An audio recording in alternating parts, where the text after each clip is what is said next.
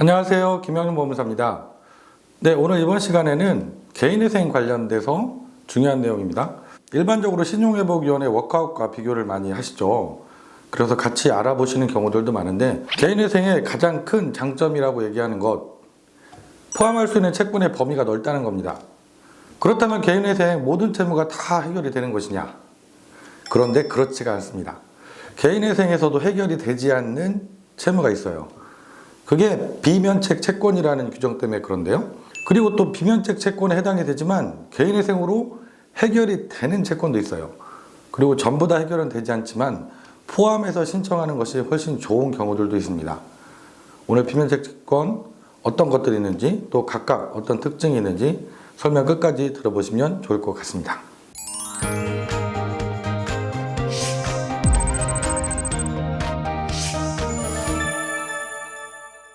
첫 번째로 세금이에요. 세금도 포함은 되지만 이게 비면책 채권으로 규정이 되어 있어요. 그런데 특이한 것은 비면책 채권이면 면책을 못 받는 것인데 개인회생에 왜 포함하느냐? 이게 우선 채권으로 규정이 있습니다. 그래서 세금은 포함을 해야 되고, 오히려 포함을 했을 때도 우리가 개인회생 변제금을 매달 법원에 내는 돈 중에서 세금이 다 갚아질 때까지는 법원에서 세무서로만 돈을 보내줘요. 그래서 세금이 먼저 다 100% 갚아졌을 때 그 이후에 나머지 채권자들한테 변제금을 주죠. 그래서 오히려 세금은 비면책 채권으로 규정은 되어 있지만 개인회생에 포함시켜서 진행을 하시면 100%를 다 변제하는 효과가 발생합니다. 세금과 동일하게 취급되는 거 있죠? 국민연금 보험료 체납하신 거, 국민건강보험료 체납하신 거, 이것도 세금과 동일하게 개인회생에 신청하시면 제일 먼저 100% 다 갚아질 때까지 먼저 변제를 해줍니다. 그래서 꼭 세금, 국민연금, 건강보험료는 개인회생에 포함해서 진행을 하셔야 돼요. 두 번째, 이것도 뭐 국가와 관련 있는 채권인데 이건 좀 세금하고는 달라요. 벌금, 과료, 형사소송비용, 추징금, 과태료입니다. 이것들은 개인회생에서 후순위 채권이라고 규정이 되어 있어요. 비면책 채권이기 때문에 이것도 마찬가지로 다 갚아야 되겠지만, 후순위란 얘기는 나머지 일반 채권들이 다 갚아지고 나서 그 이후에 변제금이 남을 때 갚아준다는 얘기거든요.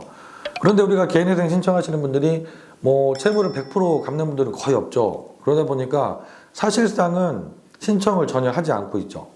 일반 채권들도 다 변제를 못하기 때문에 후순위한테는 돌아갈 돈이 없으니까 아예 신청 자체를 하지 않고 있어서 사실상 이건 개인회생에 정말로 포함을 시킬 수 없는 채무에 해당이 됩니다.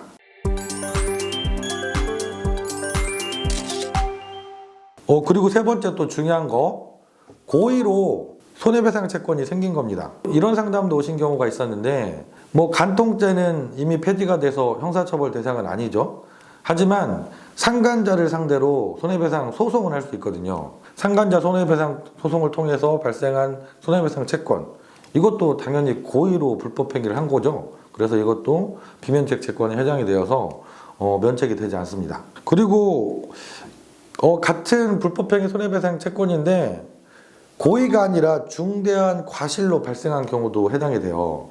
중대한 과실로 발생한 손해배상 채권은 모두 다 해당되는 건 아니고 사람의 생명이나 신체에 손해를 가해서 발생한 채권인 경우에만 해당이 됩니다.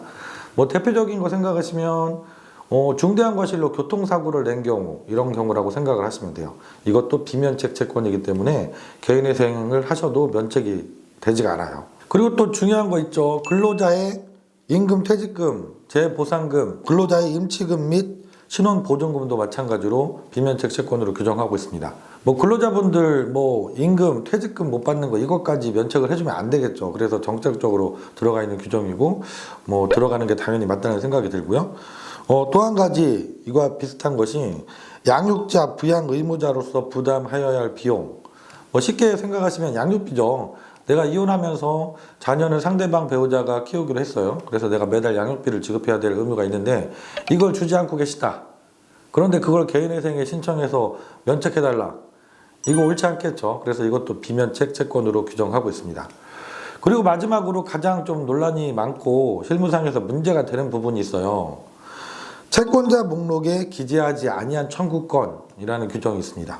그래서 항상 제가 강조하지만 개인회생에서 정말 조심하실 거, 채권자 목록에 채권자가 혹시 빠지지 않았나? 이거 체크하시는 거 너무 중요하다고 여러 번 영상에서 말씀드렸습니다.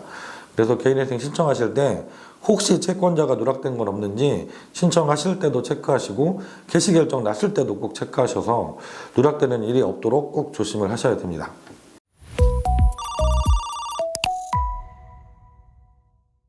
그러면 제가 지금까지는 법률에 규정이 있는 비면책 채권에 대해서 설명을 드렸고요. 이 법률 규정 말고 사실상 비면책 채권에 해당되는 건 없을까? 그런 것들이 있어요. 연금관리공단에서 대출받으신 경우에요. 뭐 공무원분들도 있을 수 있고요. 군인분들도 있을 수 있고 사립학교 교직원 분들도 해당이 됩니다. 이런 분들 연금관리공단에서 대출을 받으시는 경우 있거든요. 이 채권들은 비면책 채권은 아닌데 특별법에서 이게 실제로 비면책 채권하고 똑같이 운영이 됩니다. 개인회생에서 받아줘요. 그리고 일반 채권, 은행 대출이나 카드 사용한 카드빚 이런 것과 동일하게 변제를 받는데 이게 개인회생이 끝나도 퇴직하실 때 그 연금에서 개인회생으로 변제되지 않은 금액을 공제를 하고 지급할 수 있도록 되어 있거든요. 그래서 사실상 개인회생을 해도 전부 다 갚아야 되는 채권에 해당이 됩니다. 오늘은 개인회생 모든 빚이 다 탕감되는 건 아니다. 채무가 면책되지 않는 것들이 있다. 이게 비면책 채권입니다. 비면책 채권 규정을 하나하나 설명을 드렸어요. 궁금하신 것은 댓글로 남겨주시고요. 구독과 좋아요 부탁드리겠습니다. 다음 시간에도 더 좋은 영상으로 찾아뵙겠습니다. 감사합니다.